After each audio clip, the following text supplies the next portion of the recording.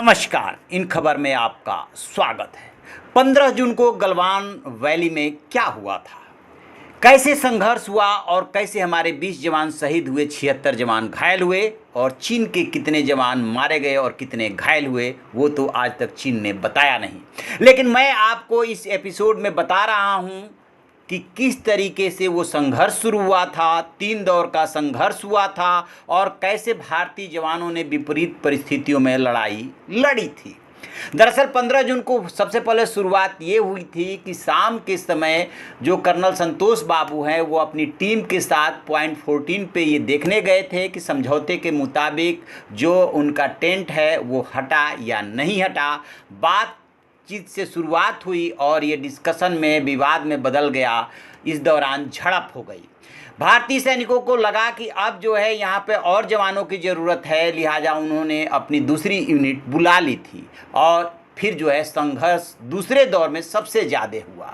इसी दौरान चीनी सैनिक भी और भारतीय सैनिक भी लड़ते लड़ते नदी में गिरे थे।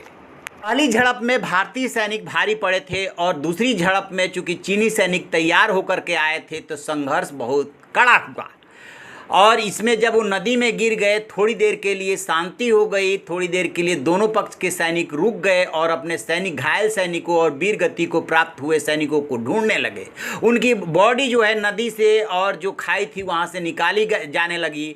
इस दौरान जब सैनिकों ने देखा कि उनके सीओ कर्नल संतोष बाबू अब नहीं रहे, वीर गति को प्राप्त हो गए, तो उनका खून खौल उठाया, भुजाएं फड़क उठी और फिर उन्होंने बिना कुछ सोचे समझे जो है तीसरा अटैक किया था। इस तीसरे अटैक में 16 बिहार रेजिमेंट के साथ साथ पंजाब रेजिमेंट भी शामिल थी और कहते ये हैं कि उन्होंने एलएसी को क्रॉस करके चीनी सैनिकों को सबक सिखाया था और वहाँ पे जा कर के उनके एक अफसर को जो है उठा लाए थे। ये उनका एक बहुत बड़ा अफसर है और एक उनका अफसर झड़प के दौरान, दूसरे राउंड के झड़प के दौरान मौके पे ही मारा गया था।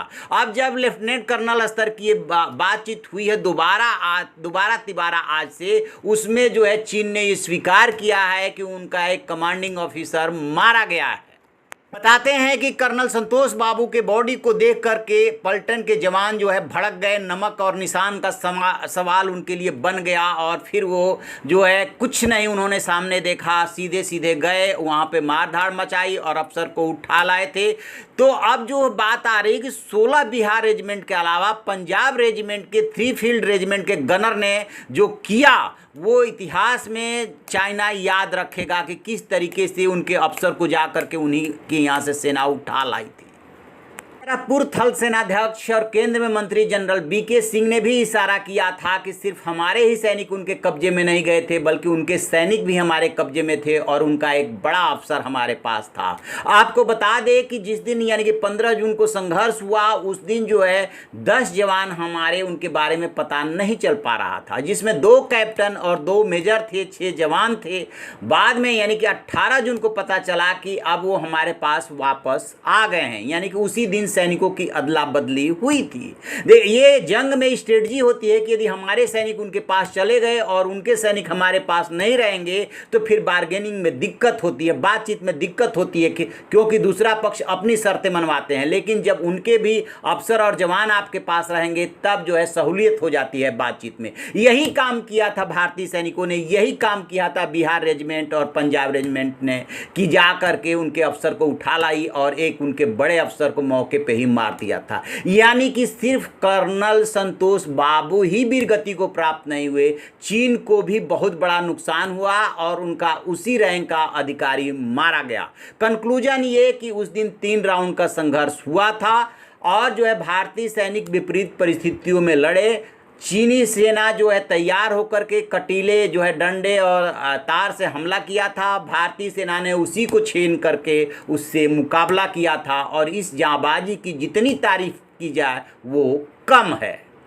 इस पे नज़र बनाए हुए जैसे कोई अपडेट मिलेगा हम आपको बताएंगे। आप देखते रहिए हमारा डिजिटल चैनल इन खबर। Thank you. इन खबर चैनल को सब्सक्राइब करें और बेल आइकन दबाना ना भूलें।